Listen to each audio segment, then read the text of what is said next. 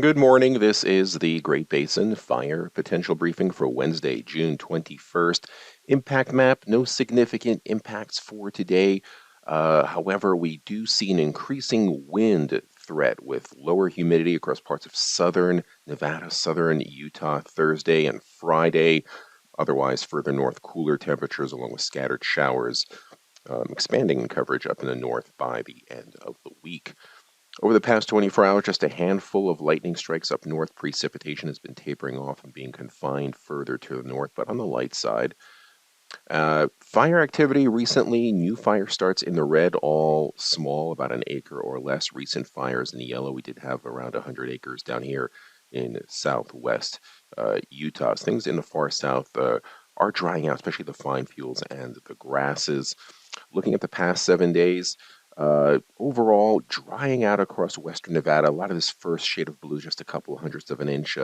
Some of it's radar estimated means it doesn't reach the ground.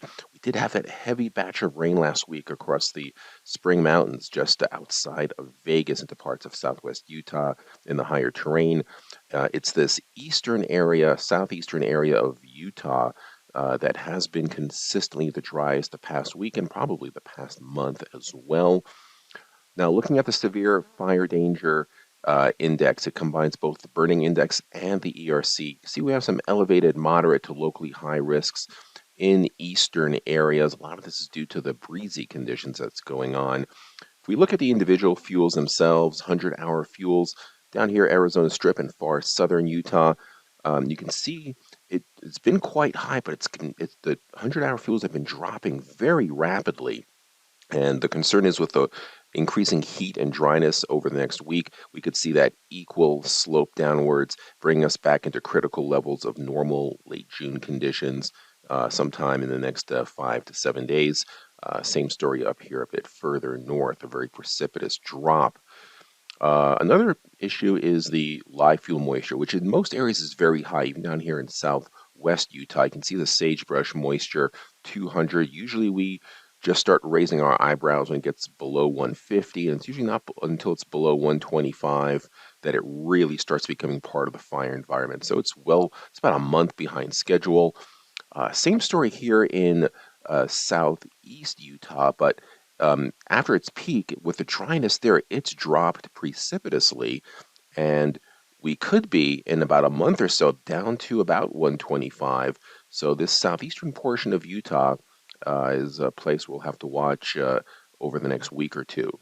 Satellite imagery shows low pressure just off the San Francisco coast. Southwest winds, the tight packing of these height lines indicates breezy conditions, some enhanced clouds, but no real organized convective showery type weather in the short term, although temperatures still cooler than normal. So for today, we'll have some breezy conditions, also some drier air starting to get entrained here, given by these tannish shades through here. 7-day fire potential, just some low risk, moderate yellow here in the far south. Humidity's down there, though, in southern Nevada, well down into the single digits, low teens in southern Utah. It starts going up as you head further north, and wind's not really an issue. The greenish to light orange shades, anywhere from 12 to 22 miles an hour, basically a normal day in many areas. Now, these height lines start packing together more, start seeing more increase in wind speed through here, but more showers across parts of western northern Nevada and into parts of western Wyoming and northeast Utah as well. Now, the dry humidities down here, you see them, but you also see increasing winds. This orange to purple shade, it's indicative more of 25 to 35 mile an hour winds. So we kind of look at this and try to see where our humidity is going to be below 10 or 15% and where our fuels are receptive. And it's just really a small area, not that large, but we could see some, grass fire type activity picking up here. And again, some strong upper level winds through here in the south with dry air in the far south, but expanding areas of showers up in the north of I-80. You can see the 7-day on the right. And again, here's our winds starting to push into central and eastern Utah, where they will have fairly dry humidities. And some of the fuels there have been quite dry the past 2 or 3 weeks.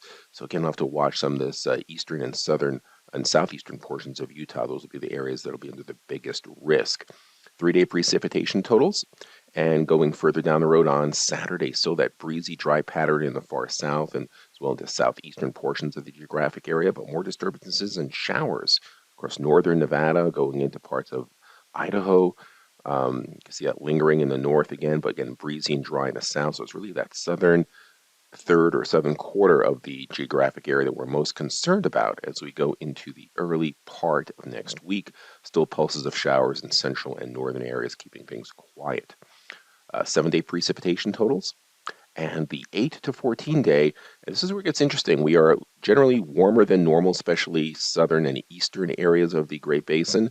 But this drier than normal signal through here is really going to bring some of these fuels in southern Utah, the Arizona Strip, and maybe southern Nevada more into play as we go into early July.